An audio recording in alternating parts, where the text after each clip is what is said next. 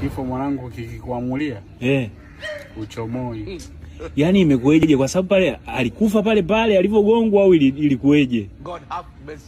Yaani unajua yule jamaa si boda. Boda. Sasa boda unajua wana kawaida ile ya kuna kuvaa koti hivi kwa ajili ya yani kujikinga na baridi. Nyuma mbele. Nyuma mbele. Kwa ajili ya upepo. Kwa ajili ya upepo. Umeona hivi? Kabisa. Sawa.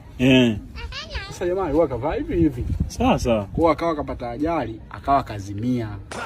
Kwa wale wanaoenda kumuokoa wakakuta asikakaa hivi. Kageukia hivyo wakajua shingo imefanyaje? Imejikunja. Kwa hiyo wakasema wamnyoshe, wakakizungusha kichwa mpaka mbele. Masiala bwana. Mnyonga rafiki. Hizo story bwana. Yaani wameshindwa kuangalia hata miguu hivi imegeukia wapi. Haraka ile kichwa speed wamweke kichwa sawa, kumbe ndo wanamnyonga. Sauti ilisikika hivi. Nilisikia tu ai. Ndo basi. Ngoja wewe pale hata wewe ulishinda bwana tuvae koti hivi wakuu.